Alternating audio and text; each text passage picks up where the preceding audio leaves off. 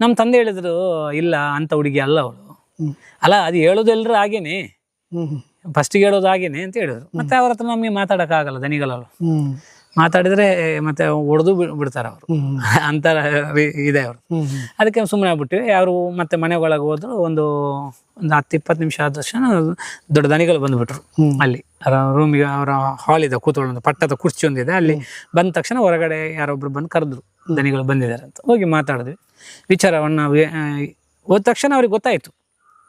ಮುಂಚಿನ ದಿವಸ ಹೋಗಿದ್ದಲ್ಲ, ಯಾಕಂದ್ರೆ ಇಲ್ಲಿ ಯಾವ ಘಟನೆ ನಡೆದು ಅವ್ರಿಗೆ ಗೊತ್ತಿಲ್ಲದೆ ಯಾವ ಘಟನೆ ನಡೀಲಿಕ್ಕೆ ಸಾಧ್ಯನೇ ಇಲ್ಲ. ಏನಿದ್ರು ಫಸ್ಟಿಗೆ ಹೇಳೋದು ಅವ್ರ ಹತ್ರ ಹೇಳೋದು.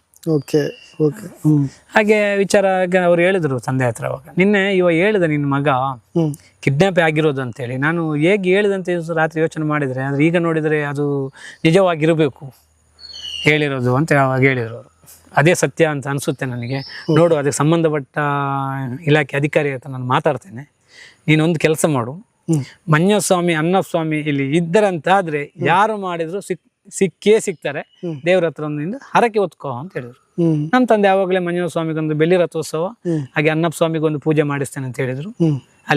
ಅಲ್ಲಿಂದ ಬಂದು ಹೊರಟ್ವಿ.